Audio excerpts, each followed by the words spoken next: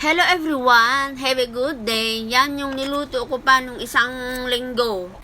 Yan, napakasarap. Muna sa lahat, may kailangan natin ng 2 hairy gourd.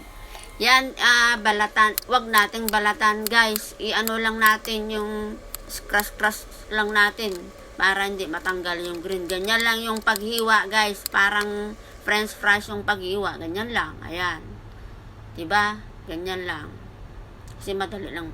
Tapos na ibabad na natin yung dried shrimp, dried scallop, at saka yung vermicelli noodles ng hot water guys. Yan yung pinangbabad ko, yung kumukulong tubig. Ngayon, magpainit na tayo ng kawali. Pang stir fry sa hairy gourd. Yan, gisa-gisa muna natin yung luya. Tapos saka natin ilagay yung hairy gourd, stir fry natin hanggang sa bumango. Yan guys, ganyan lang guys yung pagluto. Napakabilis lang lutuin yan kasi nahiwa-hiwa na. Lagay na natin yung dried shrimp na naibabad, saka yung dried shrimp na scallop, pati na yung tubig. Kasi yung pangbabaran natin ng mga dried seafoods, wag natin itapon dahil yun ang nagpapalasa. Yan na. At yung amo ko hindi niya na ginigisa yun. Yung iba kasi ginigisa nila. Ay, takpan muna natin para lumambot.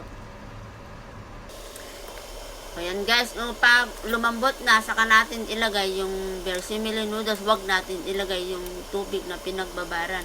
Yung noodles lang ilagay natin. Yan guys.